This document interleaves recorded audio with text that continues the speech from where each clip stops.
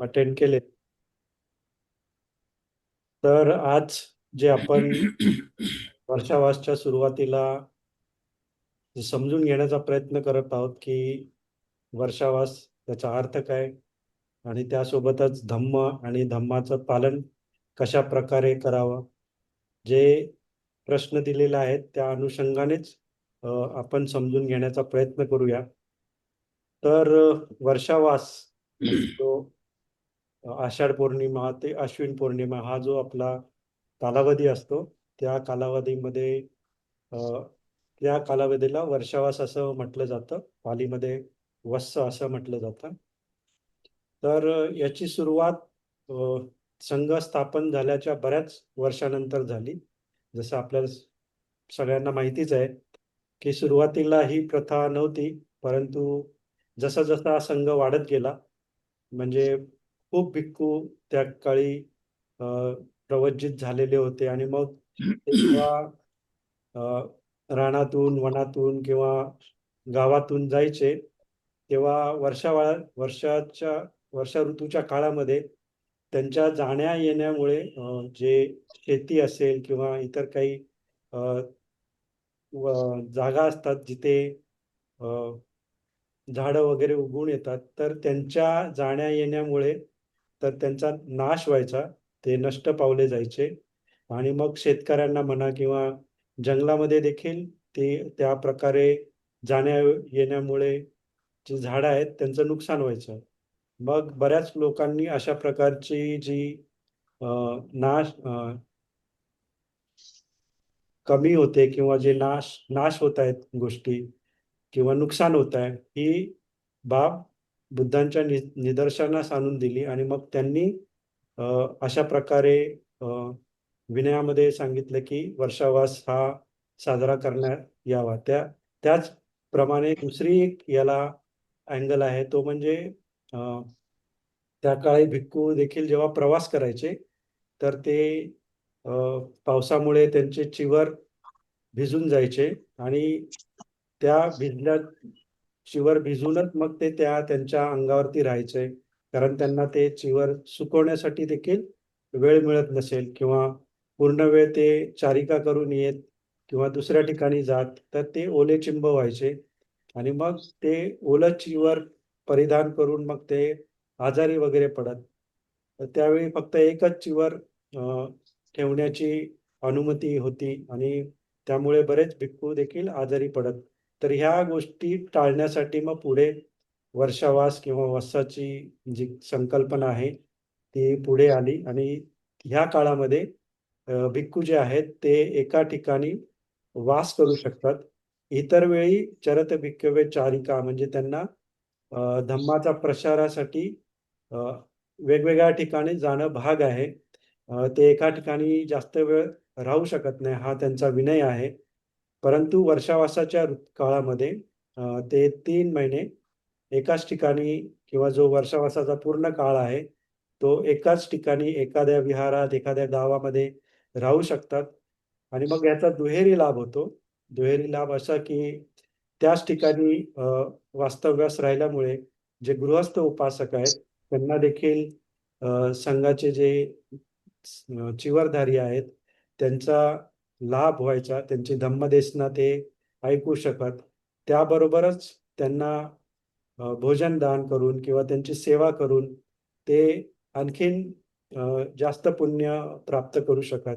तर ही संकल्पना जी आहे ती गृहस्थांसाठी आणि शिवाय भिक्खूंसाठी दोघांसाठी हितकारक आहे. आणि अशा प्रकारे जेव्हा अ, वर्षावास सुरू झाला, तेव्हा 3 महिने एकत्र राहिल्यामुळे जे गृहस्थ आहेत त्यांच्यामध्ये देखील धम्माप्रती आकर्षण किंवा धम्म अभ्यास करण्याची जिज्ञासू वृत्ती उत्पन्न होण्याचा जे आहे ते वाढू लागलं. आणि त्याचा परिणाम असा झाला की अ, गृहस्थ देखील आपल्या अ, मध्ये धम्म अभ्यास करण्यास सुरुवात झाली. आधीच्या काळी जेव्हा भिक्खू त्या गावामध्ये यायचे तेव्हाच त्यांना ते धम्मश्रवण व्हायचा, लाभ व्हायचा. परंतु वर्षावासामध्ये दीर्घकाळ ते त्या गावामध्ये किंवा विहारामध्ये राहिल्यामुळे ते चांगल्या प्रकारे धम्म समजावून सांगत आणि गृहस्थांना देखील धम्म समजून घेतल्यामुळे तो कशा प्रकारे अभ्यासावा हे देखील त्यांना चांगल्या प्रकारे समजू लागलं. ज्या काही बुद्धांनी संकल्पना सांगितलेल्या आहेत, त्या पूर्णपणे ते समजून घेण्याचा प्रयत्न ह्या 3 महिन्यामध्ये करत आणि मग त्याचा लाभ त्यांना उर्वरित आयुष्यामध्ये पूर्णपणे धम्म पालन करणं हे त्यांना सोयीचं होतं किंवा त्यांना समजून येतं. तर हे दोन्ही बाजूनी भिक्खू संघाला देखील हितकारक आहे, तसंच गृहस्थांना देखील हितकारक आहे. अशा प्रकारचा वर्षावास कालावधी आहे. तर हा वर्षावास कालावधी देखील गृहस्थांनी ही जी संधी येते आपल्याला धम्म समजून घेण्याची किंवा अ, भिक्खू जे आहेत, गृहत्यागी जे आहेत, त्यांची सेवा करण्याची एक संधी आपल्याला मिळत असते. त्यांना दान करण्याची संधी आपल्याला मिळत असते. त्याचबरोबर धम्म शिकून घ्यायची एक अप्रतिम संधी, जी आपल्याला आता ह्या घडीला YouTube चॅनल वगैरे, दृकश्राव्य माध्यम खूप उपलब्ध आहेत.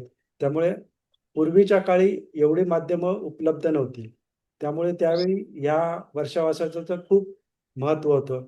आज जरी YouTube चॅनलच्या माध्यमातून की इतर माध्यमातून आपल्याला धम्मश्रवण करता जरी येत असला, तरी प्रत्यक्ष भिक्खूचा सहभाग लागणं देखील खूप आवश्यक आहे. आणि वर्षावासामध्ये आपल्याला अशा प्रकारे भिक्खूंचा सहवास लाभत असतो. त्यांना दान देण्याची संधी आपल्याला प्राप्त होत असते. त्याचबरोबर त्यांची सेवा करण्याची एक दुर्मिळ संधी आपल्याला प्राप्त होत असते. तर हे भिक्खू संघाची सेवा करणं, जसं आता विवेकने उल्लेख केला, की मी बऱ्याच भिक्खूंसोबत राहिलेलो आहे. त्यांची सेवा करण्याची मला संधी मिळालेली आहे. तर हे संधी मिळण्याचं अ, संधी घेऊन आपण त्याचं रूपांतर एका चांगल्या गोष्टीमध्ये करू शकतो. जसं की जेव्हा आपण एखाद्या भिक्खूंच्या सानिध्यात असतो, तर ते कशाप्रकारे वागत आहेत, ते कशाप्रकारे बोलत आहेत, त्यांचं आचरण कसं आहे, त्यांची देहबोली कशी आहे, हे आपण प्रत्यक्ष पाहू शकतो. आणि मग आपल्याला समजतं की धम्माचा प्रभाव कशाप्रकारे एका व्यक्तीवरती पडत असतो. आणि मग त्यांची शांत स्वभाव, त्यांची बोलण्याची पद्धत, ह्या सगळ्या गोष्टी खूप आकर्षक असतात. एक प्रॅक्टिस करणारा जो भिक्खू असतो, तो कधीही त्याच्यामध्ये मनामध्ये राग उत्पन्न होणार नाही किंवा ग्रीड उत्पन्न होणार नाही, आसक्ती उत्पन्न होणार नाही. हे आपण प्रत्यक्ष अनुभवू शकतो त्यांच्या सानिध्यात राहून. आणि मग आपल्याला समजतं की धम्माचा जो प्रभाव आहे, हा जेव्हा आपण प्रत्यक्ष त्याचा अनुभव करू, तेव्हा आपल्याला त्याचा जाणवावा लागतं. म्हणूनच त्यांचं सानिध्य मिळणं खूप आपल्यासाठी, गृहस्थांसाठी खूप लाभदायक असतं. आणि ही एक चांगली संधी असते. अ, आता ह्या ठिकाणी बरेच विहार आहेत. तिथे भिक्खू येऊन राहत असतात आणि मग भिक्खू येऊन राहिल्यामुळे वर्षावासामध्ये दररोज प्रवचन असतात. दररोज बुद्धवंदना घेतली जाते. जे वाचन आहे, ते वाचन केलं जातं आणि मग वाचन केल्याने आपल्याला धम्म समजणं सोपं होतं. जसं मिलिंद प्रश्न आहे किंवा धम्मपद आहे, एखादं धम्मपद. तर भिक्खू ते एक-एक ती मालिका असते. ती मालिका घेऊन त्याप्रमाणे ते सांगत असतात. बाबासाहेबांचा बुद्धायनीच धम्म देखील अभ्यासला जातो. परंतु त्याच्या पुढे जाऊन आपल्याला बुद्धांनी जे सांगितलेलं आहे, जसं मिलिंद प्रश्न आहे, सुत्त पिटक. आता आपली बऱ्याच लोकांची शंका असते, की आपल्याला सुत्त समजत नाही. परंतु जसा आपण अभ्यास करू, बरेच पालीचे अभ्यास देखील आहेत. जसा आपण अभ्यास करू, तसं आपल्याला सुत्त समजणं सोपं होऊन जातं. त्यामुळे काळजी करण्याची कारण नाही. आता भाषांतर देखील आपण ChatGPT किंवा AI टूलनी भाषांतर देखील करू शकतो. तर अशा प्रकारे सुत्तांचा अभ्यास देखील खूप महत्त्वाचा आहे, खूप चांगला आहे. तर हे वेगवेगळ्या संधी आपल्याला अशा प्रकारे वर्षावासमध्ये प्राप्त होत असतात आणि त्या संधी प्रत्येक गृहस्थांनी त्या संधीचा लाभ घेणं आवश्यक आहे. जसं आपण धम्म बेसिक समजून घेणं देखील आवश्यक आहे. त्यानंतर जे बुद्ध सांगतात, शील, समाधी, प्रज्ञा ह्या 3 गोष्टींवर ज्या मेन मुख्य आधारस्तंभ आहेत धम्माचं, हे कशाप्रकारे करणं, हे आपल्याला समजून घेणं आवश्यक आहे. आपण वरवर धम्म समजून घेतलेला आहे, पण खोलामध्ये जाऊन नक्की कशाप्रकारे शील चा अभ्यास करायचा आहे, समाधीचा अभ्यास करायचा आहे. आणि मग हे दोन झाल्यावरती मग आपल्यामध्ये प्रज्ञा विकसित होणार आहे. तर हे पायऱ्या पायऱ्याने आपल्याला जाणं आवश्यक आहे. तर जसं आपण वर्षावास ही एक संधी असते आपल्याला, आणि ह्या संधीचा आपण जेव्हा लाभ घेतो तेव्हा आपल्याला अ, गोडी लागते.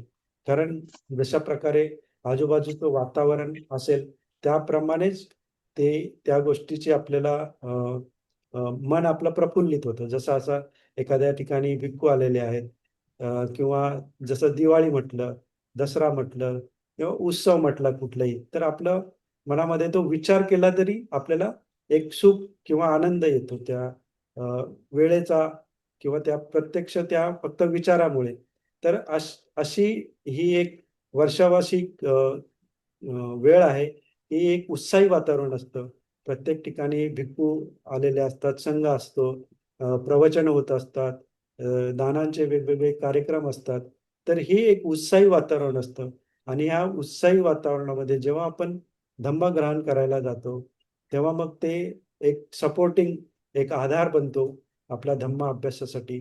आणि एक एक मोठा कालावधी आहे.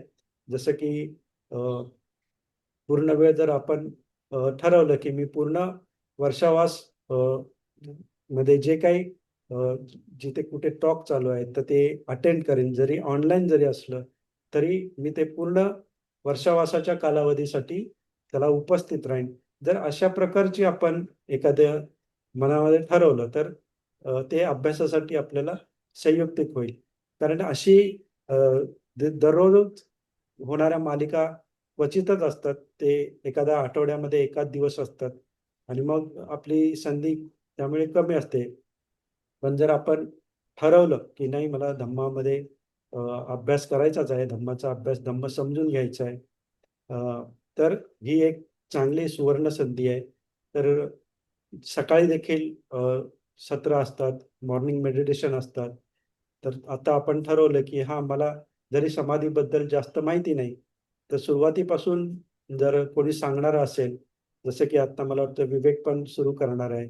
तर अशा जे दररोजचे जे मेडिटेशन असतात, त्याला देखील आपण उपस्थित राहू शकतो. तर मॉर्निंग मेडिटेशन किंवा कुठल्याही वेळी जर संध्याकाळी पण असतात. ऑनलाईन खूप प्लॅटफॉर्म्स आहेत, ज्याचा आपण लाभ घेऊ शकतो. तर ह्या ठिकाणी आपण उपस्थित राहून एक कंटिन्यूटी, कन्सिस्टन्सी आणू शकतो आपल्या धम्माच्या अभ्यासासाठी. आणि जेव्हा समाधी आणि धम्माचा अभ्यास जेव्हा आपण एकत्र करतो, तेव्हा त्याचे जो अ, आकलन आहे, त्याला जे समजणं आहे, ते आपल्या स्पष्टपणे लक्षात येऊ शकतं. कारण शीलाच्या नंतर समाधीचा अभ्यास आहे. पण शील पालन करण्याच्या आधी तुम्ही समाधी करू शकत नाही अशातला भाग नाही. समाधीचा अभ्यास आपण करताच शीलांचा अभ्यास करत आहे. आणि समाधीचा अभ्यास करताच आपल्यामध्ये विस्डम म्हणजे प्रज्ञा विकसित होणार आहे. तर हे एकानंतर दुसरं अशातला भाग नाहीये. तर हे तिन्ही गोष्टी एकत्रच जाणाऱ्या आहेत. तर सुरुवात जर कोणी ठरवलं, की मला धम्माचा अभ्यास करायचा आहे, तर त्यांनी समाधीचा अभ्यास देखील ते करू शकतात. सोबत शिलांचं पालन देखील करू शकतात. आणि मग हे जेव्हा परिपूर्ण होईल, हे एका लेव्हलला जाईल, तेव्हा आपोआपच आपल्यामध्ये विस्डम किंवा प्रज्ञा उत्पन्न होईल. तर म्हणून हे वर्षावासाचं जे महत्त्व आहे, ते गृहस्थांसाठी अ, खूप लाभदायक आहे. आणि म्हणून आता पहिल्याच दिवशी जर आपण अशा प्रकारे संकल्पना केली, अशा प्रकारे ठरवलं, की मी समजून घेण्याचा प्रयत्न करून पूर्णपणे धम्म धम्ममय राहीन, धम्माचा अभ्यास अ, करण्याचा प्रयत्न करेन. तर ह्याला धम्मविहारी म्हणतात. म्हणजे धम्मामध्येच विहार करणारा अशा प्रकारचं जर आपण घेतलं, तुम्ही अजिबात काळजी करू नका, की मला धम्मातलं जास्त माहिती नाही, मला समाधीचा अभ्यास जास्त माहिती नाही. जेव्हा आपण सुरुवात करू, त्या दिवसापासूनच अ, आपल्याला ती गोष्ट समजायला लागेल. आधी अभ्यास करून आणि नंतर मी करेन, हे आपली अ, पळवाट असते. तर असं काही करू नका. सुरुवात करा समाधीच्या अभ्यासाला, शीलाच्या पालनाला. तर हे सगळ्यांसाठी अ, चांगलं असतं. आणि धम्माचा अभ्यास करणं अ, एक खूप आनंददायी अशी गोष्ट आहे, की बुद्धांनी जे काही सांगितलंय, हा बुद्धांना एकदा प्रश्न विचारला की तुम्ही काय सांगत आहात? तर बुद्ध सांगतात की मी दोनच गोष्टी सांगतो, की दुःख आहे आणि दुःखापासून दूर जाण्याचा मार्ग आहे. तर आपल्याला हेच करायचं आहे, की दुःख आहे ते दुःख समजून घ्यायचं आहे आणि दुःख दूर करण्याचा जो मार्ग आहे, जो आर्य अष्टांगिक मार्ग आहे, तो आपल्याला समजून घ्यायचा आहे. तर फार मोठं गोष्ट नाहीये ही. फार आपल्या दैनंदिन जीवनामध्येच ह्या सर्व गोष्टींचा आपण अनुभव करू शकतो. आणि भारतीय अध्यात्म, भारतीय लोक जे आहेत, आपण अध्यात्माचा लहानपणापासून आपल्याला या सर्व गोष्टी माहिती असतात. काही वेगळं आपण शिकत नाहीये. तर म्हणूनच जेव्हा आपण सुरू करतो, तेव्हा सगळ्या गोष्टी स्पष्ट होत जातात. सगळ्या गोष्टी अ, एकदम सोप्या वाटायला लागतात. पण जी आपली अ, आधीपासून एक मानसिकता असते, संकल्पना असते, की धम्म खूप अवघड आहेत. बुद्धांनी जे काही सांगितलं ते आपल्याला कळत नाही. एक तर पाली भाषा आहे, त्यामुळे आपल्याला समजत नाही. तर हे सगळं आपल्याला बाजूला ठेवून सुरू करणं खूप आवश्यक आहे. आणि हा एक वर्षावासाचा कालावधी एक खूप चांगली संधी आहे. तर ह्याचा नक्कीच अ, लाभ घेतला पाहिजे. तर वर्षावासासंबंधी हे एवढं माहिती आपल्याला असणं आवश्यक आहे. बऱ्याच लोकांना माहिती असू शकेल, परंतु ज्यांना माहिती नसेल त्यांच्यासाठी हे ठीक आहे, योग्य आहे. यानंतरचा जो भाग आहे, की धम्मचक्र प्रवर्तन दिन म्हटलं जातं याला. तर याच दिवशी बुद्धांनी जे आपलं पहिलं प्रवचन जे त्यांचे 5 पंचवर्गीय भिक्खू होते, त्यांना दिलं. त्यांना जे काही ज्ञान प्राप्त झालं होतं, तर त्यांना जेव्हा ज्ञान प्राप्त झालं, तेव्हा त्यांनी विचार केला, की आता हे जे ज्ञान आहे, मी हे कोणाला जरी सांगितलं तरी त्यांच्या लक्षात येणार नाही. कारण बरेच लोक आहेत ते या तृष्णेच्या आहारी गेलेले आहेत. त्यांच्यामध्ये अविद्या आहे आणि मग त्यापेक्षा मी हिमालयामध्ये जाऊन अ, जे मला सुख प्राप्त झालंय, त्याचा मी आनंद घेईन.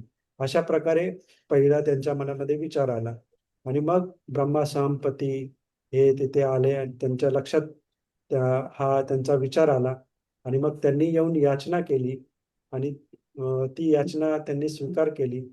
त्यानंतर त्यांच्या मनामध्ये आलं, की हा नक्कीच काही अ, लोकांच्या डोळ्यामध्ये कमी धूळ आहे. ते लोक निश्चितच हा माझा धम्म समजू शकतील आणि मग त्यांनी आजूबाजूला बघितलं दृष्टी टाकून ज्याला अ, अ, त्यांना एक दिव्य ज्ञान होतं, दिव्य दृष्टी होती. त्यांनी ते पाहिलं आणि मग त्यांच्या लक्षात आली, हां, खरोखरच काही लोकांच्या डोळ्यामध्ये कमी धूळ आहे आणि मग ते हे जे धम्म आहे ते निश्चितच ग्रहण करू शकतात. आणि त्यानंतर त्यांच्या मनामध्ये पहिलं जे नाव आलं, ते त्यांचे जे आधीचे गुरु होते, आलार कलाम आणि उदक रामपुत्त यांचा त्यांच्या मनामध्ये विचार आला. परंतु जेव्हा त्यांनी पाहिलं, की त्यांचं यापूर्वीच निधन झालेलं आहे, त्यांचा मृत्यू झालेला आहे आणि मग मग त्यांनी नंतर त्यांच्या लक्षात आलं, की आपले जे साथी होते, ज्यांच्याबरोबर त्यांनी 6 वर्ष तपश्चर्या केली, त्यांच्याविषयी त्यांना आठवलं, की ह्या 5 जणांना जर मी अ, हा धम्म सांगितला, तर निश्चितच ते हा धम्म समजून घेतील. तर मग ते जे बोधगयापासून ऋषीपत्तन, वाराणसी इथपर्यंत गेले. तिथे त्या 5 जणांना जो पहिला उपदेश केला, त्याला धम्मचक्र प्रवर्तन सुत्त म्हटलं जातं. आणि म्हणून ह्या दिवशीच जे त्यांनी चक्र जे गतिमान केलं, त्याला धम्मचक्र प्रवर्तन असं म्हटलं जातं. तर हे चक्र काय आहे? तर हे देखील एक रंजक कथा आहे. जातक कथामध्ये बुद्ध जे आहेत, त्यांचे जे अनेक जन्म झाले, त्याच्यामध्ये ते एका जन्मी खूप शीलवान असे अ, चक्रवर्ती राजा होते आणि त्यांच्या असं लक्षात आलं, की त्यांची जी प्रजा आहे, ही शील पालन करत नाही आणि त्यामुळे त्यांना दुःखाला सामोरं जावं लागतं किंवा त्यांच्या जे अ, राज्य आहे त्याच्यामध्ये अ, अराजकता किंवा दुःख जास्त प्रमाणात आहे. त्यांनी आपल्या प्रजेला अशा प्रकारे शील पालन करण्यासाठी एक संहिता स्थापन केली. त्यांना समजून सांगितलं की अशा प्रकारे तुम्ही शील पालन करा, मग तुमचं दुःख दूर होईल. आणि मग आपली जनता शील पालन करत आहे की नाही हे कसं बघावं, म्हणून त्यांनी त्यांच्या महालाच्या वरती एक चक्र स्थापित केलं. जर खूप लोक शील पालन करत असतील तर ते चक्र वेगाने फिरेल, आणि जर मग शील पालन कमी असेल तर त्याचा वेग मंद होईल. अशी त्या राजा सम्राट होता, त्यांनी ते चक्र स्थापित केलं होतं. तर तेव्हा जे धम्मचक्र त्यांनी सुरू केलं होतं, ते काही काळाने ते धम्म लुप्त झाल्यामुळे ते बंद पडलं होतं. आणि पुन्हा जेव्हा बुद्धांना हे ज्ञान प्राप्त झाले, त्यानंतर त्यांनी हे जेव्हा पहिला उपदेश केला, तेव्हा ते धम्मचक्र जे आहे पुन्हा गतिमान झालं.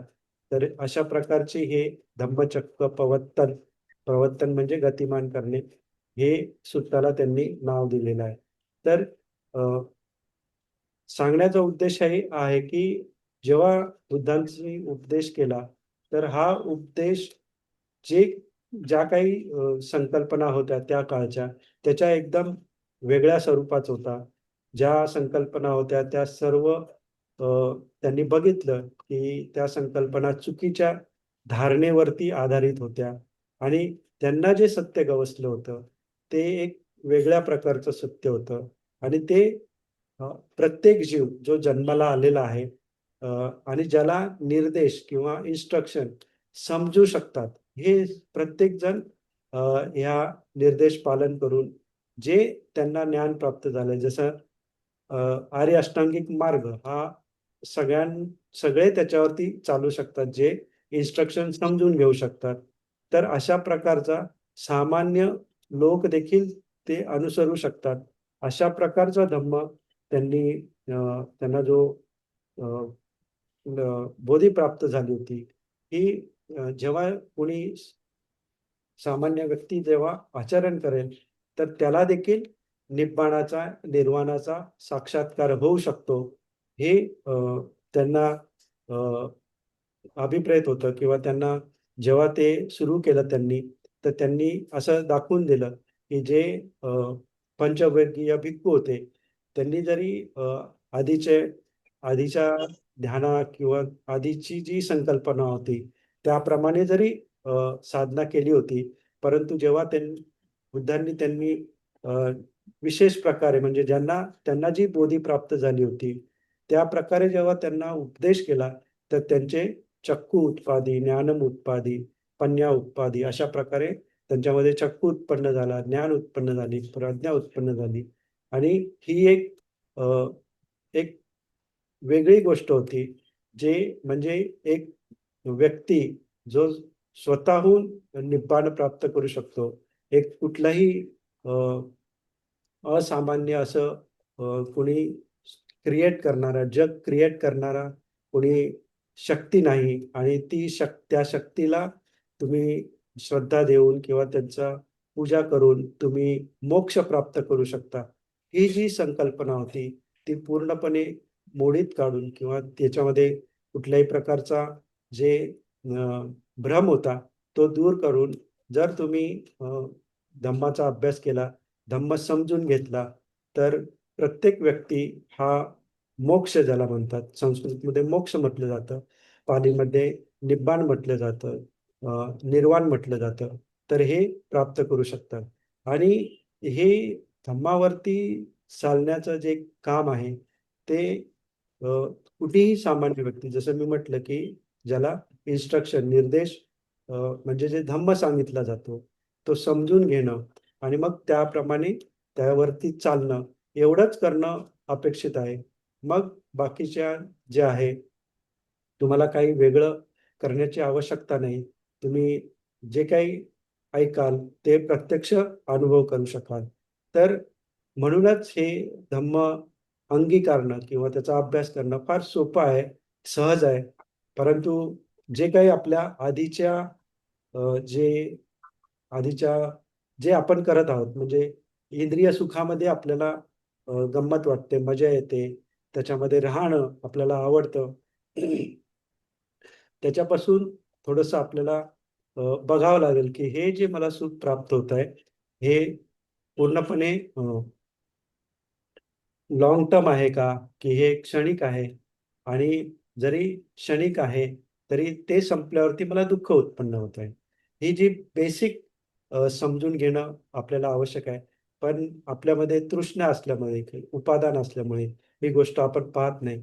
आणि धम्माचा अभ्यास सुरू केल्यावरती ह्या गोष्टी आपल्याला स्पष्टपणे समजायला लागतात, की ज्या सुखासाठी मी धावत आहे, ते सुख हे क्षणिक आहे आणि ते पुन्हा आणखीन दुःख निर्माण करणार आहे. जेव्हा मी धम्माचा अभ्यास करतो, त्याच्यामध्ये सुख आहे आणि ते एक निरंतर सुख आहे. कारण मी तृष्णेपासून दूर जात आहे. जे सत्य आहे त्याला मी समजून घेत आहे आणि मग आपोआपच तृष्णा पहिली तर कमी होते, नंतर नष्ट होते. पण ती कमी झाल्यावरतीच आपण दुःखाचा जो डोंगर आहे, तो कमी होत असतो आणि मग सुखाची एक कन्सिस्टन्सी किंवा अ, बऱ्याच वेळासाठी आपण सुखामध्ये राहू शकतो. तर अशा प्रकारे शील, समाधी, प्रज्ञेचा आपण अभ्यास जर सुरू केला, तर खूप सोप्पं आहे करणं. प ज्याची जी सुरुवात आहे, जसं आपण शीलांबद्दल म्हणतो, तर शीलांमध्ये आपण आपली प्रथा जी आहे, बुद्ध धर्माच्या ह्याच्यामध्ये, की प्रत्येक 16ची सुरुवात आपण पंचशिलानी घेत असतो. म्हणजे आपण भिक्खूंकडे पंचशील ग्रहण करत असतो किंवा बौद्धाचार्य आपल्यासोबतच पंचशील ग्रहण करत असतात. तर हे पंचशील एक खूप महत्वाचा एक भाग आहे आपल्या जीवनामध्ये. समाधीसाठी तर शिलांची आवश्यकता तर आहेच, परंतु त्याही पुढे जाऊन जेव्हा एखादा व्यक्ती शील पालन करतो, तेव्हा बुद्ध म्हणतात, की हे सगळ्यात मोठं महादान आहे. शील पालन करणं हे महादान आहे. तर का असं म्हणतात, की जेव्हा आपण शील पालन करत असतो, जसं आपण पंचशील म्हणा, तर पानातिपाता वेरमणी म्हणजे प्राणी हिंसा करणार नाही. हे जेव्हा आपण म्हणत असतो आणि जेव्हा आपण त्याचं पालन करत असतो किंवा अदिन्नदाना वेरमणी सिक्कापदम समाधियामी म्हणजे जी वस्तू दिलेली नाही, ती मी घेणार नाही.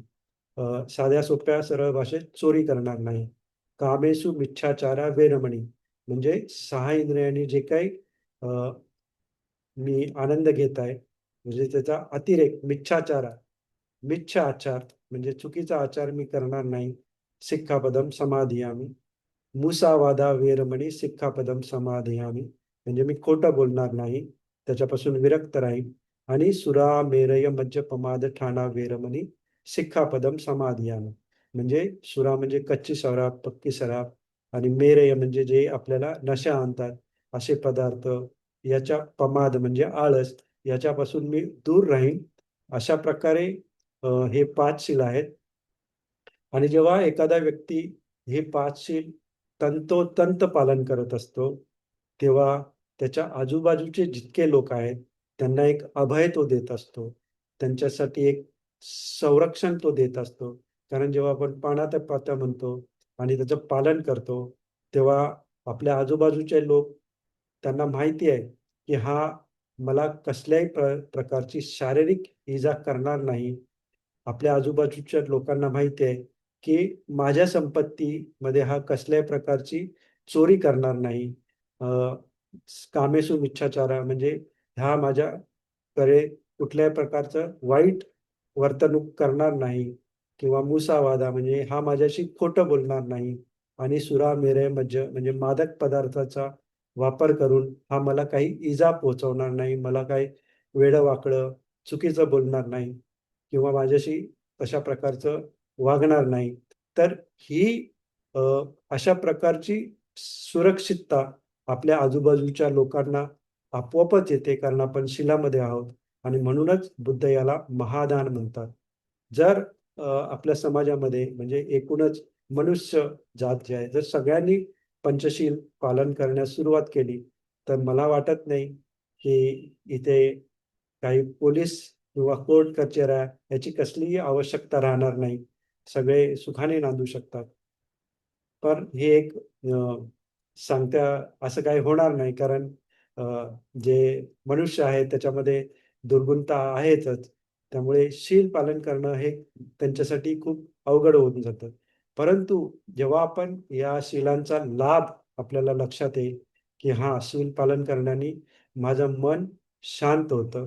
माझ्या मनामध्ये कुठलाही पश्चात्ताप येत नाही आणि मग हा जो धागा आहे किंवा हे जी समज आहे, ही आपल्याला एका सुखाकडे, एका शांतीकडे घेऊन जाते आणि त्या सुखाने किंवा त्या शांतीने आपण समाधी प्राप्त करू शकतो. पण असंही जरी तुम्ही समाधीचा अभ्यास जरी नाही केला, तर सुरुवातीलाच जसं तुम्ही शिलांचं पालन करायला सुरू कराल, त्याच्यामध्येच तुम्हाला एक खूप सुखद अनुभव येण्यासाठी सुरू होईल. आधी अडचणी येतील, कारण आपली सवय नाहीये. आपल्याला शीलभंग करण्याची सवय झालेली आहे. पण अ, जर आपण सातत्याने प्रयत्न केले, जागरूक राहिले आपल्या शिलांच्या प्रती, तुम्ही बघाल की मुसावादा हा जो अ, आहे, तो आपल्याकडून खूप भंग होत असतो. काहीही कारण नसताना आपण खोटं बोलत असतो. तेव्हा तुम्ही शील पालन करायला सुरुवात कराल, तेव्हा तुमच्या लक्षात येईल, की मी विनाकारणच खोटं बोलत आहे. त्याची काही आवश्यकताच नाहीये. तर अशा प्रकारच्या आपल्या काही सवयी आहेत, त्या आपण अ, आळसामुळे किंवा आपल्याला ह्या गोष्टींचं आपलं नुकसान काय आहे, हे आपल्याला माहिती नाहीये. आदिनव म्हणजे नुकसान, धोके काय आहेत ते माहिती नाहीये आणि म्हणून आपल्याकडून त्या गोष्टी होत आहेत. जर आपल्याला ह्याचे धोके समजून येतील, तर अस्साद, आदिनव, निस्सरण आपल्याला मजा येते. अस्साद म्हणजे आस्वाद, आदिनव म्हणजे धोके आणि निस्सरण म्हणजे त्याचा त्याग करणं, हे सोडून देणं, हे आपल्याला लक्षात येईल. आस्वाद म्हणजे आपण आस्वाद घेत असतो, पण ही गोष्ट चुकीची आहे. त्याच्यामध्ये धोका आहे, हे आपल्याला लक्षात येत नाही. जेव्हा धोका आपल्याला लक्षात येतो, आदिनाव लक्षात येतं, भय लक्षात येतं, तेव्हा आपोआपच त्याचं निस्सरण म्हणजे त्याग करणं सोपं होऊन जातं. तर हे गृहस्थांना पंचशील पालन करणं हे बुद्धांनी सांगितलेलं आहे. हे काय 10 कमांडमेंट सारखे आदेश दिलेला नाहीये किंवा एखादा अ, बाकीच्या धर्मामध्ये जसं हे तुम्ही असंच केलं पाहिजे, अशा प्रकारचं नाही. ही स्वेच्छेने करायचं आहे. हे तुम्ही बघायचं आहे, की तुम्हाला याचा लाभ होत आहे की नाही आणि मग त्याचा स्वीकार करायचा आहे. बुद्धांच्या प्रत्येक गोष्टीमध्ये हेच सांगतात, की तुम्ही स्वतः पडताळा, हे तुम्हाला चांगलं आहे की वाईट आहे आणि मग त्याचा स्वीकार करा. मी सांगतोय म्हणून तुम्ही त्याचा अजिबात स्वीकार करू नका. तुम्ही स्वतः त्याला अ, बघा, त्याची जात पडताळ करा आणि मग स्वीकार करा. तर तुम्ही शिलांच्या बाबतीत देखील अशा प्रकारे अ, बघू शकता, की याचा जो मला लाभ आहे, तो लाभ होतोय की नाही आणि त्यानंतर तुमच्या लक्षात येईल, की हां, खरंच शील पालन करण्याने मला त्याचा लाभ होत आहे आणि मग आपोआपच सगळ्या गोष्टी सुरळीत होतात. तर हे बेसिक पंचशील आहे, ज्याचं पालन करण्यासाठी बुद्ध सांगतात. पुढे जाऊन जर कोणी समाधीचा अभ्यास करत असेल, तर त्यांना आजीव अष्टमग्ग, आजीव अष्टशील धारण करणं आवश्यक असतं. हेच पंचशील आहेत. फक्त मुसावादाला पिसुनवाचा, फरुसवाचा, संपल्लप वाचा हे आणखीन ॲड केले जातात. कारण बघितलं जातं, की आपण पानाती-पातात इतकं करत असतो.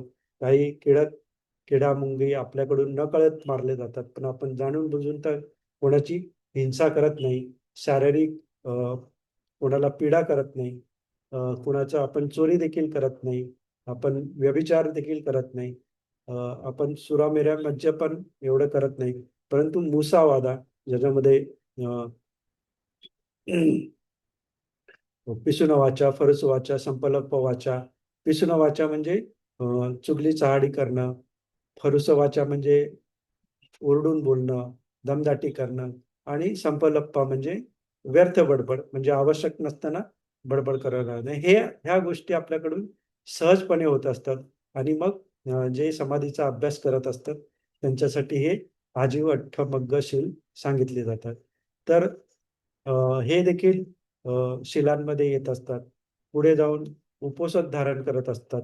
जसं अ, 4 4 दिवस महिन्याचे उपवास धारण केले जातात. पौर्णिमा, अमावस्या आणि 2 अष्टमी, कृष्ण अष्टमी, वद्य अष्टमी. तर या 4 दिवस उपवासात, अष्टशील उपवासात धारण केलं जातं. तर ह्या ह्यामध्ये देखील 5 तर जे पंचशील आहेत त्याच आहेत. त्याच्यामध्ये माला, गंध, विलेपन, धारण, मंडन, विभूषण, ठाणा, वेरमणी, म्हणजे जे आपण मेकअप करत असतो ते टाळणं सांगितलेलं आहे. त्यानंतर उच्चासना, महासना, म्हणजे उच्च आसन, लक्झरी बेड्स किंवा लक्झरी आसन यांचा त्याग करण्यासाठी सांगितलेलं आहे. कारण जर आपण लक्झरीमध्ये राहिलो तर मग आपल्यामध्ये आळस येतो, मद येतो आणि ते टाळण्यासाठी उच्चासना, महासना, वेरमणी असं सांगितलं आहे. आणि त्यानंतर विकाल भोजना, वेरमणी, सिक्खापदम समाधी.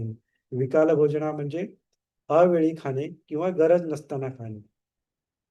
तर एक टाईमलाईन असावी, एक सगळ्यांसाठी व्यवस्थित असं एक नियम असावा, म्हणून दुपारच्या आधी जेवणं असं सांगितलेलं आहे. परंतु तशी विकालचा अर्थ तसा होत नाही. 12 वाजायच्या आधी वगैरे असं होत नाही. विकाल म्हणजे गरज नसताना, विकाल, काळ, विकाल म्हणजे गरज नसताना खाणं, हे त्याच्यामध्ये आहे. मग तुम्ही अ, आपण जे दिवसभरामध्ये 3 वेळा खातो, तर दुपारी खाऊन संध्याकाळी ज्यूस वगैरे पिऊन आपण राहिलो, ते कारण रात्री झोपताना आपल्याला एवढ्या आहाराची गरज नसते. तो आपला जे वजन वाढवण्यासाठी कारणीभूत असतं. तर अशा प्रकारे विकाल भोजन देखील आपण अष्टशील उपवासामध्ये धारण करू शकतो. तर सुत्तामध्ये 2च उपवास दिनांचा अ, उल्लेख आहे, पौर्णिमा आणि अमावस्या. परंतु काही जे ट्रेडिशन आहेत, श्रीलंका ट्रेडिशन किंवा म्यानमार ट्रेडिशन, त्याच्यामध्ये 4 दिवस सांगितलेले आहेत आणि गृहस्थांसाठी 4 दिवस महिन्याचं करणं चांगलंच आहे. जेवढं ते पुण्य अर्जित करतील हे त्यांच्यासाठी लाभदायक आहे. त्यामुळे जर जास्त दिवस आपण करत असू, तर त्याच्यामध्ये काही नुकसान नाही. तर अशा प्रकारे शीलांबद्दल हे बेसिक जे आहेत, हे आपल्या सर्वांना माहीत असणं आवश्यक आहे. आणि शिलांची जी सुरुवात होते, ते पंचशिलानीच होते. त्यानंतर तुम्ही सवय करून त्याच्यामध्ये आणखीन वाढ करू शकता, की कशाप्रकारे आपण आणखीन स्ट्रिक्ट होऊ शकतो. मग तुम्ही आजीव अष्टांग शील त्याची प्रॅक्टिस करू शकता. मग उपोषण शील याची प्रॅक्टिस करू शकता. तर ह्या सगळ्या गोष्टी ज्या आहेत, त्या आपले चित्त परिशुद्ध करण्यासाठी हे खूप आवश्यक घटक आहे, चित्त परिशुद्ध करणं. कारण मनोपुब्बंगमा धम्मा मनोसेठ्ठा मनोमया मनसादे पदुत्थेन भासती व परिपूर्ण ततो न दुःखमन्वती चक्कम वहती पदम. तर मनच प्रधान आहे. सगळ्या गोष्टीचं मनच दुःख आहे. जर आपण प्रदूषित मनाने कुठलं कार्य केलं, तर दुःख आपल्या मागे अशा प्रकारे लागतं, ज्या प्रकारे बैलाच्या पाठीमागे चाक. तर हे जर थांबवायचं असेल, आपल्याला दुःखाचं ओझं कमी करायचं असेल, तो मनोपुब्बंग मा धम्मा मनोसेठ्ठा मनोमया मनसादे प्रसन्नेन भासते वा करोते वा ततोनम सुखमन्वेती छाया अनतिमानी. मग जेव्हा प्रसन्न मनाने आपण कुठलंही कार्य करत असतो, तेव्हा सुख आपल्या मागे असं येतं, जशी आपली छाया आपल्या मागे येत असते. छायेचं आपल्याला काय ओझं असतं का? नाही. ती येतच असते आणि ती सुखदायक असते. तर अशा प्रकारे शील पालन करणं हे आपल्यासाठी सुखदायक आहे. आणि जसं आपण प्रगत होऊ, त्यानंतर आपल्याला समाधीचा अभ्यास करायचा आहे. समाधीचा अभ्यास म्हणजे मन एकाग्र करणं. त्याच्यासाठी आपण एखादा विषय घेऊ शकतो. जसं आनापान बुद्धांनी सांगितलंय, म्हणजे श्वासावरती लक्ष केंद्रित करणं. नाकाच्या खाली वरच्या ओठांच्या वरची श्वासाची जी मूव्हमेंट आहे, श्वास येत आहे, जात आहे, ते आपल्याला बघणं अपेक्षित आहे. हे करणं म्हणजे एक विषय आहे. त्याच्यावरती आपल्याला मनाला स्थिर करणं आणि मग ते स्थिर झालेलं मन म्हणजे एकाग्र झालेलं मन, ज्या गोष्टी आत्तापर्यंत आपण अनुभवलेल्या नाहीयेत. आपली सवय आहे, की आपण अ, मनामध्ये असंख्य विचार येत असतात. कधी ह्या विचारावर ते जातं, कधी त्या विचारावर जातं, कधी आणखीन भूतकाळ, कधी भविष्यकाळ. तर हे चक्र सदोदित सुरू असतं. तर हे चक्र जे आहे ते थांबवून मनाला एखाद्या विषयावर एकाग्र करणं हे समाधीचा मुख्य उद्देश आहे. आणि मग तो अ, जर आपल्याला प्राप्त करायचा असेल उद्देश, तर मग एखादा विषय घेऊन, तर आनापान हा एकच विषय नाही, तर 40 वेगवेगळे विषय आहेत. कुठलाही तुम्ही घेऊ शकता. पण श्वास बघणं हा एक सहज उपलब्ध होणारी वस्तू आहे किंवा एक प्रकार आहे. तो तुम्हाला कुठेही उपलब्ध होतो. आपल्याला फक्त आपली मन आहे त्याला इथे आणायचं आहे आणि श्वास येत आहे, जात आहे, त्याला बघायचं आहे. तर जेव्हा आपण समाधीचा अभ्यास करू, मनाला स्थिर करू, तर जे काही आपले अनुभव आहेत, जे आपण कधी पाहिलेलं नाही, ते आपण प्रत्यक्ष पाहू शकतो. मन आपलं कशाप्रकारे एका विषयावरून दुसऱ्या विषयावर जात आहे, हे आपल्या लक्षात येईल. कशाप्रकारे त्याच्यामध्ये अ, आसक्ती उत्पन्न होते, अ, द्वेष उत्पन्न होत आहे, ते देखील आपण अनुभव करू शकतो. आणि हे समाधीचे फायदे आहेत आणि म्हणूनच समाधीला देखील अ, महत्त्व देणं आवश्यक आहे. आणि मग समाधी करता, करता आपण जेव्हा हे प्रत्यक्ष गोष्टी बघू, तेव्हा आपल्यामध्ये विस्डम येईल, प्रज्ञा येईल, की हां, मी जे समजत होतो, तर हे अशा प्रकारे नसून हे अशा प्रकारे आहे, की माझ्या मनामध्ये द्वेष उत्पन्न होत आहे. त्याला मी एखादं कारण आहे. त्या कारणामुळे द्वेष उत्पन्न होत आहे किंवा एखादी तृष्णा आहे, त्याच्यामुळे द्वेष उत्पन्न होतो. तर हे बघण्यासाठी आपल्याला समाधीची आवश्यकता आहे. हे अनुभवण्यासाठी समाधीची आवश्यकता आहे आणि म्हणूनच समाधीचा अभ्यास देखील आपल्यासाठी फायदेशीर आहे. तर आजच्या ह्या शुभ दिनी आपण संकल्प घेऊ शकतो, की मी शील समाधी चा अभ्यास सुरू करेन, धम्म समजून घेईन आणि मग त्याच्यावरती चालण्याचा प्रयत्न करेन. आणि ही एक चांगली वेळ आहे, की आपल्याला वर्षावासामध्ये एक उत्स्फूर्त किंवा उत्साही वातावरण असतं. त्या वातावरणाचा जो आधार आहे, त्या आधारावरती आपलं मन देखील उत्साही असेल. आपण सगळीकडे आजूबाजूला देखील WhatsAppवरती मेसेज येत असतात, की अशा प्रकारची देशना आहे, अशा प्रकारे दानाचा कार्यक्रम आहे. त्यामुळे हे निरंतर हे पूर्ण कालावधी काही ना काही आपल्या कानावरती आदळत असतं आणि मग त्याच्या उत्साहामध्ये त्याच्या मन शांत झाल्यामुळे किंवा इतर काही अ, आपण गृहस्थ आहोत. आपल्या वर्षभर आपल्यामध्ये काही ना काही मागे लागलेलंच असतं. ऑफिसचं काम टेन्शन असतं किंवा घरातली टेन्शन असतात. तर त्यापासून दूर होऊन थोडंसं धम्मावरती आपलं लक्ष केंद्रित करण्यासाठी हा एक योग्य वेळ असतो आणि म्हणूनच मी पुन्हा-पुन्हा म्हणेन, की सगळ्यांनी ह्या कालावधीचा लाभ घ्यावा, पालन करण्याचा प्रयत्न करावा. जेवढं शक्य आहे सुरुवातीला खूप अडथळे येतात, अवघड असतं. परंतु जर कन्सिस्टन्सी प्रयत्न करत राहिलो आपण, तर निश्चितच पुढे त्याचा तुम्हाला लाभ दिसायला लागतील आणि धम्म फार सुंदर आहे. अकालिक म्हणजे तात्काळ फळ देणारा आहे. त्याचा अनुभव तुम्हाला निश्चितच येईल. फक्त ऐकून नाही, पण तुम्ही स्वतः हा अनुभव घेऊ शकता.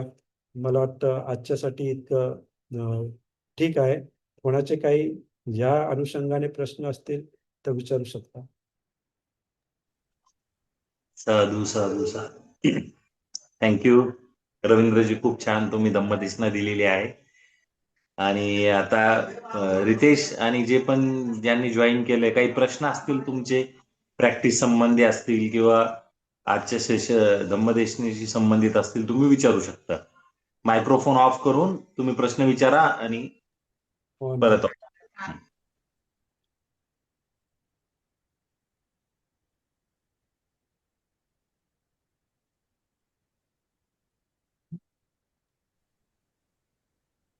एक माईक म्यूट आहे. हा जालिंदर सर, रितेश, कोणाला विचारायचा प्रश्न?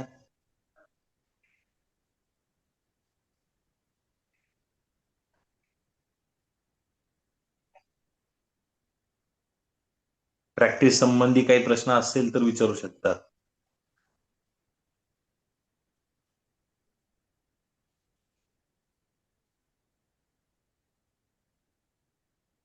हा सर, आता मला एक प्रश्न विचारायचा आहे की डेली जे आहे म्हणजे आपण सकाळी उठल्यापासून संध्याकाळपर्यंत आपलं एक शेड्यूल काय असावं, जेणेकरून समजा मॉर्निंगला मेडिटेशनचा एक टाइम, त्यानंतर आता संध्याकाळी आपण हे धम्म प्रवचनाचा एक 7 ते 8चा टाइम आता आपण फिक्स केलाय 3 महिन्यासाठी. तर एक दिनक्रम कसा असावा एखाद्या साधकाचा किंवा उपासकाचा? एक चांगला प्रश्न आहे. तर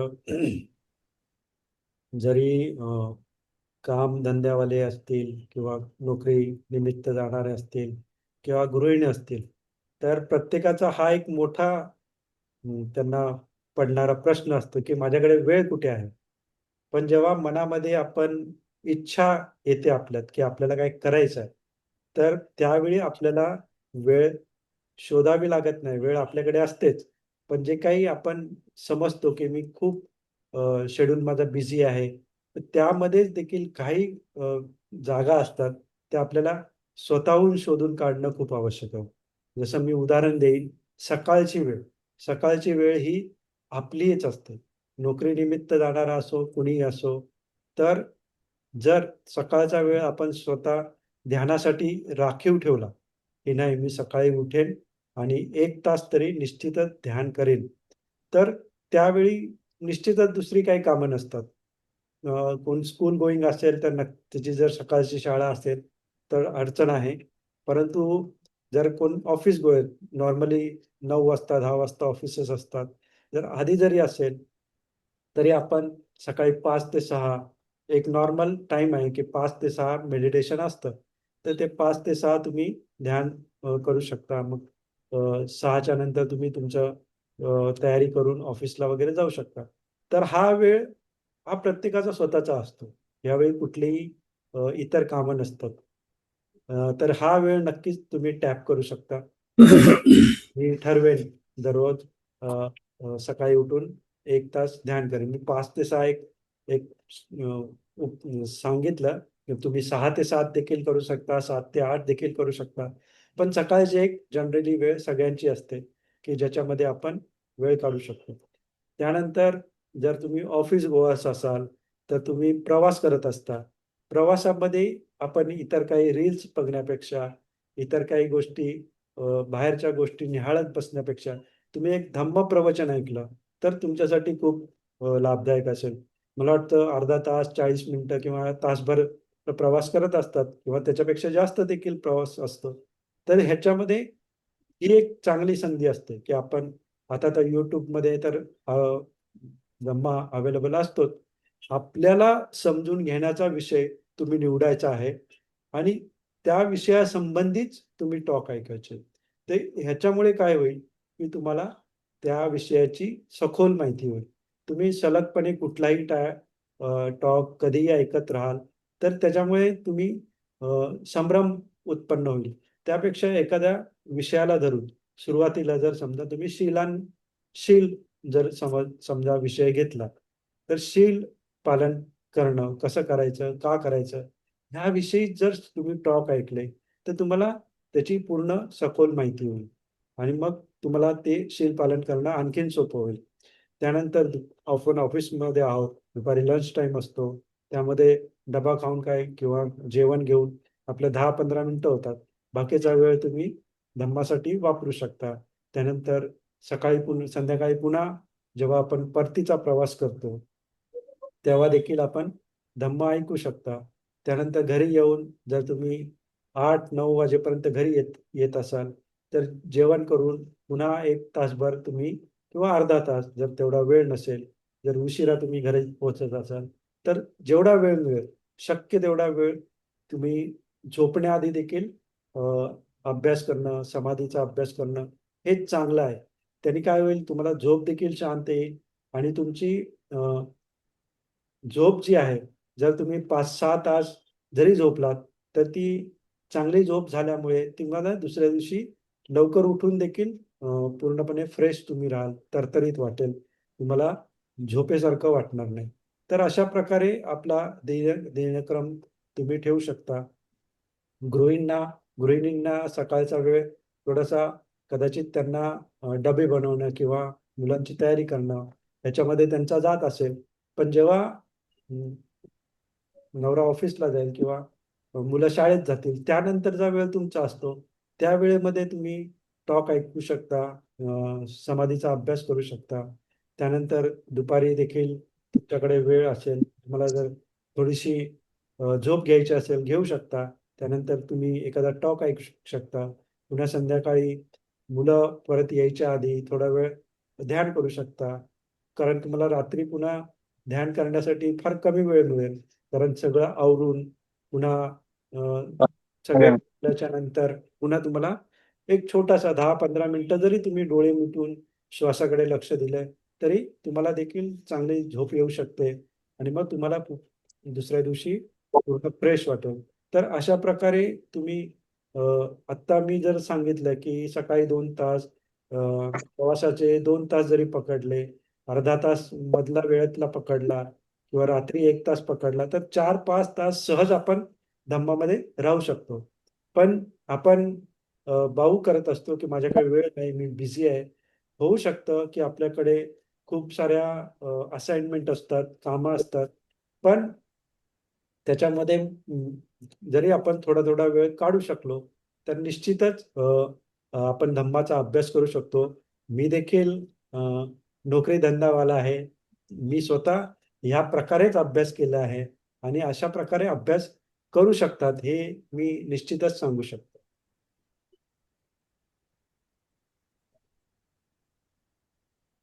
साधू अ, साधू साधू. थँक्यू. हा. एक मला एक राहुल question.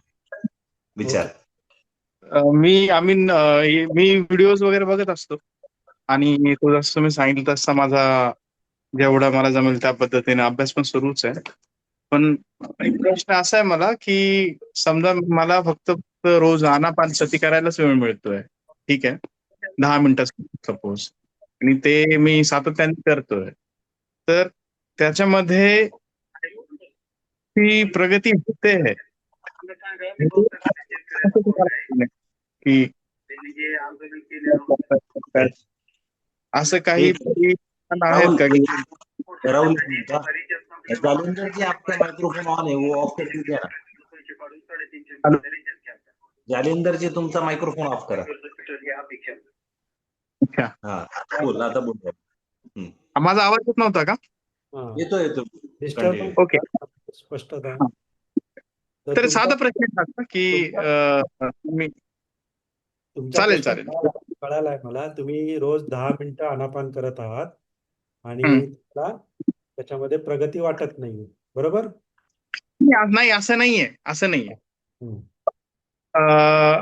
म्हणजे प्रगती वाटते नाही वाटते होते हे कसं कळणार? बस हा साधा सिंपल प्रश्न आहे. बरं. तर सांगायचं असं आहे, की फक्त 10 मिनिटं करणं तेवढं म्हणजे जर पुढे जायचं असेल तर ती योग्य टाईम नाही येतो. कारण जेव्हा आपण ध्यानाला सुरू करतो, तर तुम्ही बघाल की पहिली 5-10 मिनिटं आपली मन सेटल व्हायलाच लागतं. मग सेटल हम्म. झाल्याच्या नंतर त्यानंतर थोडा वेळ आपल्याला समाधी लागते, की आपण प्रत्यक्ष श्वास येत आहे, जात आहे बघत आणि त्यानंतर हम्म. शेवटची 5 मिनिटं आपण पूर्णपणे एकाग्र होत असतो. तर करेक्ट. म्हणून आपली जी वेळ आहे, ही स्टँडर्ड टाईम नाहीये, की 1 तास. स्टँडर्ड टाईम नाही, कुठेही असं लिहिलेलं नाहीये. परंतु जर तुम्ही ध्यान कराल आणि जर तुम्ही समजा 1 तासाचा टाईम लावला, तर तुम्ही बघाल की हम्म. 30-40 मिनिटं तुम्ही मन सारखं-सारखं तुमचं इकडे-तिकडे भटकतच असेल. त्याच्यामध्ये विचार येत हम्म. असतील आणि मग 40-45 मिनिटानंतर ते शांत व्हायला लागतं. मग तुम्हाला श्वास पूर्णपणे दिसायला लागतो, लांब वेळेसाठी दिसायला लागतो आणि मग तेव्हा कुठे जाऊन आपली एकाग्रता वाढायला सुरुवात होते. तर हे जी एकाग्रता कशी विकसित होते, तर हे जे आपलं आहे, आपण श्वास बघत राहणं, लांब वेळेसाठी 10 मिनिटं, 15 मिनिटं, ह्याच्यामध्ये खरी म्हणजे आपली एकाग्रता वाढत असते आणि हे नॉर्मल आहे, की सुरुवातीला आपलं मनामध्ये खूप विचार येणं, वारंवार त्याला पुन्हा-पुन्हा श्वासावरती आणणं, हे स्वाभाविक आहे. सुरुवातीला असंच होणार. परंतु आपला प्रयत्न काय असला पाहिजे, की पुन्हा-पुन्हा त्याला श्वासावरती घेऊन येणं, पुन्हा-पुन्हा त्याला श्वासावरती घेऊन येणं. कारण आपण त्याला तशा प्रकारची सवय लावलेली नाहीये. मग आपल्याला त्याला ती सवय लावायची आहे. मग कुठलीही सवय मोडण्यासाठी वेळ लागतो. मग आपल्याला तेवढा वेळ द्यावा लागेल. मग ह्याच्यामध्ये आपला संयम असणं आवश्यक आहे, की हां, ठीक आहे. आता होत नाहीये. पुन्हा-पुन्हा मला श्वासावरती घेऊन यावं लागतंय. पण हे मी करत राहीन, करत राहीन. तर निश्चितच एक वेळ अशी येईल, की ते आपोआपच मला श्वासावरती राहणं सुरू होईल. मग तुम्हाला काय जास्त प्रयत्न करावे लागणार नाहीत. ते आपोआपच ते तसं स्थिर होईल. तर ही जर आपल्याला अ, अशा प्रकारे एकाग्रता विकसित करायची आहे, तर थोडासा वेळ वाढवावा लागेल समाधीचा. आणि जर तुम्ही 40 मिनिटं बघा तुम्ही स्वतःहून, की 40 मिनिटापर्यंत हेच सगळं चालू असतं. पुढे-पुढे तुम्ही खूप दिवस समाधी केली, तर मग 10 मिनिटामध्ये तुम्ही समाधी तुम्हाला आली असं तुमच्या लक्षात येईल. तर हे सगळं प्रॅक्टिस प्रॅक्टिस म्हणजे काय? वारंवारता, बहुलिकता, पुन्हा-पुन्हा करणं, वारंवार करणं हे खूप आवश्यक आहे. आणि त्यासाठी ही लेंथ आहे. ही लेंथ तुम्ही स्वतःसाठी जज करू शकता. जर तुम्हाला 15-20 मिनिटं तुमचं मन जात असेल आणि मग नंतर ते स्थिर होत असेल, तर तुम्ही अर्धा तास केलं तरी तुमच्यासाठी योग्य आहे. पण सुरुवातीला तसं होत नाही. सुरुवातीला आपल्याला 1 तासभर द्यावा लागतो. तेव्हा कुठे आपली चांगल्या प्रकारे आपण बघू शकतो, की आपल्याला प्रगती दिसण्यासारखी प्रगती तुमच्या लक्षात येईल. ठीक आहे? थँक्यू. या. Thank you sir. साधू साधू. अजून कोणाला प्रश्न? रितेश, काही आहे का प्रश्न? ओके. मग आजचं सेशन कसं वाटलं हे प्रत्येक व्यक्ती थोडक्यात सांगू शकतो का? काय वाटलं? अभिप्राय तुमचा प्रत्येकाचा? बोला. आजचं सेशन खूप मस्त होतं. एकदम छान होतं. आणि आणि आज धम्मपरिवर्तन दिन आहे. परत गुरुपौर्णिमा आहे. याबद्दल खूप म्हणजे आज चालू केलं आपण सेशन आजपासून म्हणजे असं एक स्पिरिच्युअल पॉवर जागल्यासारखी वाटते मस्त. Very good. तर जय भीम. साधू साधू साधू. हा. सर, रवींद्र सर, आपण खूप बेसिक मध्ये सांगितल्यामुळे खूप क्लॅरिटी मिळाली. कारण मी पण सकाळी साधना करतो. तुम्ही सांगितलं त्याप्रमाणे तुमचं मन हे स्थिर नसतं ते. पण आपल्याला असं वाटतं, मी जरी 45 मिनिट्स जरी म्हणालो तरी ते 10-15 मिनिटच असं वाटतं की साधना झालेली आहे. एरवी तुम्ही सांगितलं. आणि हे जे प्रॅक्टिकल सांगणं आहे ना, हे खरं महत्वाचं आहे. कारण आपल्याला वाटतं आपण 45 मिनिट साधना केलेली आहे, पण ती 45 मिनिट्स ती झालेलीच नसते. हे मला आता कळलं. आणि तुम्ही ज्या पद्धतीने प्रज्ञाशील समाधीचं जे उदाहरण दिलीत अतिशय बेसिक मध्ये, मला एक मुद्दा खूप छान आवडला. तो म्हणजे आपण भंतेच्या सानिध्यामध्ये काही दिवस सेवा केलेली आहे. आणि खरं ते मला अतिशय महत्वाचं वाटलं की कधी कधी आपण आवाज वाढवतो, कधी ते आपण आपलं बोलणं चुकीच्या पद्धतीने टोन बदलत नाही. आणि भंतेकडे बघितल्यावर मग ते जे अनुकरण आहे इनडायरेक्टली, ते खरं आपण करत नाही. ते तुमच्या बोलण्यातनं मला जाणवलं. कारण आता बऱ्याच वेळेला आपण भंतेनं भेटतो, पण भंतेनं भेटून मग त्यांचे आपण ऑब्झर्वेशन नाही करत. आपण तिथे इमोशनल होऊन जातो. पण भंते आल्यानंतर कसे वागतात, की त्यांचं आचरण कसं आहे, त्यांचं बोलणं कसं आहे, आणि हे सगळ्यात महत्वाचं आहे. कारण आपण कधी कधी इमोशनल होतो, किंवा मग आपल्याला काय वाटत म्हणजे म्हणजे मी त्याला असं कसं म्हणेन की आपला टोन बदलतो, उगीच बदलतो, म्हणजे तो बॅलन्स राहत नाही. हे मला आज तुमच्याकडनं अतिशय सुंदर, सॉफ्ट आणि छान अशी जी साध्या साध्या स्वरूपामध्ये जी भाषणं आहेत किंवा प्रवचन आहेत, देशना आहेत, ती आपल्याला दिली पाहिजे. आणि मला या ठिकाणी सांगायचं वाटतं की ह्या जर छोट्या छोट्या गोष्टीतनच मग आपण बुद्धिस्ट आयडेंटिटी आहे ना, जी आपली निर्माण करू शकतो. कारण बुद्ध माणूस कसा ओळखायचा हे काय अजून काही कसं कुणाला काही कळलेलं नाही. पण तो कसा ओळखायचा, तुम्ही सांगितले त्याप्रमाणे बॅलन्स बोलणं असेल, चांगलं बोलणं असेल, मग त्याच्यामध्ये गर्व नसेल. ह्या गोष्टी मला आज तुमच्या या तासभराच्या प्रवासातनं खूप जाणवल्या. कारण आपण शोधत असतो की बुद्धिझम म्हणजे काय, तर हे तुम्ही छोट्या छोट्या गोष्टीमध्ये, आता आपल्याला सर्वच जण पंचशील सांगतात, पण ते आचरणात आणणं पण खूप कठीण असतं. म्हणजे तुम्ही एक छान उदाहरण असं दिलं की आपण उगीच खोटं बोलतो, त्याचा काही कोणाला फायदा नाही, नुकसान नाही, काही नाही, पण आपलं बोलत असतो. म्हणजे कधीतरी असं म्हणतो की अरे घरी आहे, तर म्हणतो की नाही नाही मी बाहेर आहे, म्हणजे हे काही काम नाही, तरी पण आपण सांगत असतो किंवा नाही नाही मला आता कुठेतरी काम, आपलं काही काम नसतं, नाही नाही मी आता बाहेरच जाणार आहे, या गोष्टी आपण ऑब्झर्व केल्या तर आपण कितीतरी चुकीच्या गोष्टी म्हणजे ह्या करत असतो. आणि त्यामध्ये खरा धम्म आहे. म्हणजे मी एक उदाहरण देईन ते, की माझे एक मित्र होते आणि ते घरातच होते आणि त्याच्या त्या मुलीला त्यांनी सांगितलं की कोणी आलं तर मी घरात नाही म्हणून सांग. आणि मी गेलो तिथे आणि त्यांच्या त्या कामामध्ये म्हणाले पप्पा घरात नाही आहेत. आणि तेच तिकडे फिरत होते मागे, मी दरवाजात उभा आणि मागे ते फिरत होते आणि म्हटलं पप्पा तर घरातच आहे. मग त्यांनी असं सांगितलं की नाही नाही, मी ते तुमच्यासाठी नाही सांगितलं होतं, मी दुसऱ्या माणसासाठी सांगितलं. या ज्या त्यांनी सांगितलं होतं मी घरात आहे पण मला वेळ नाही देता येणार, हे साधी साधी गोष्ट आहेत ना हे पण. पण आज रवींद्रजी तुमच्या बोलण्यातनं मला हे कळलं. तर तुमचं खूप छान आणि अं, अगदी मौल्यवान म्हणजे बऱ्याच गोष्टी अं, घेण्यासारख्या आहेत. तुम्ही आज खरीच देशना मला मिळाले, त्याबद्दल मी तुमचा धन्यवाद देतो. जय भीम. अजून कोणाला मत व्यक्त करायचंय का? आणि हा लीनाजी, आपको कुछ बोलना है? तुम्हाला हा, काय बोलायचं विचारा. हा नमस्कार. माझ्यासाठी हा विषय एकदम नवीन होता.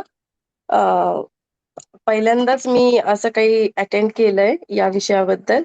पण रवींद्र सरांनी खूपच सोप्या भाषेत आणि छान पद्धतीने समजावून सांगितलं की वर्षावास काय असतं, पंचशील समजावून सांगितलं. हे मी पहिल्यांदाच ऐकलेलं. मेडिटेशन करण्याचं काय काय उपयोग आहेत किंवा कसं करायला पाहिजे. तर ते आणि धम्मचक्राची जी गोष्ट होती ती मला माहीतच नव्हती, त्या मागचं स्टोरी म्हणा. पण खूप गोष्टी कळाल्या आज आणि खूप छान वाटलं. धन्यवाद. थँक्यू.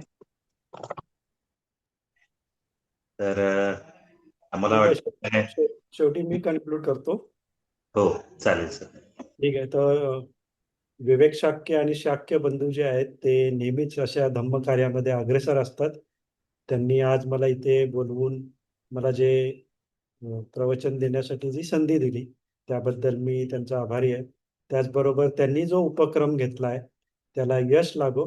पूर्ण वर्षावासाच्या कालावधीत जे काही धम्म ते साधकांपर्यंत पोहोचवतील त्याचं पुण्य त्यांना निश्चितच मिळणार आहे आणि त्यांच्या धम्माच्या अभ्यासामध्ये देखील प्रगती होईल अशी मी मंगल कामना करून आजचा जो विषय आहे तो आज इथेच संपवतो. सगळ्यांचं मंगल हो. साधू साधू साधू. Thank you sir, thank you very much. भेटूयात उद्या आपण सगळे. तर ठीक. हा मी बोल. एक शॉर्ट फिल्म दाखवू का? फक्त एक शॉर्ट मूवी 1 मिनिटाची फक्त. ती आपल्याला याच्यावर बघू आपण, ती वेगळ्या याच्यावर. हे धम्म टॉकचं सेशन आहे ना आपलं. ओके. नाही म्हणजे ते ह्याच्याशीच रिलेटेड आहे मूवी. बरं विवेक, हा मला बिहारात जायचंय तर हो, जाऊ शकता सर तुम्ही. Yes yes. 2 मिनिटं सर. हो हो. दिसतंय? हो सुरू होईल, 1 मिनिट. हा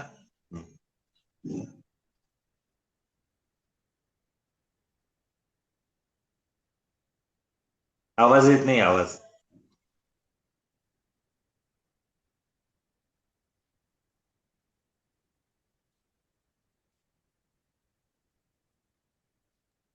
ऑडिओ शेअर नाही केलेलास रितेश. हम्म. शेअर करता वेळी शेअर द ऑडिओ.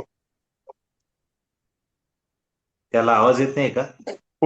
दिसतंय का सर? हो दिसतंय, पण आवाज येत नाही त्या शॉर्ट फिल्मचा. आवाज नाही मूवी मध्ये काहीच. म्हणजे अच्छा, असं नो टॉक. ठीक आहे ठीक आहे. हा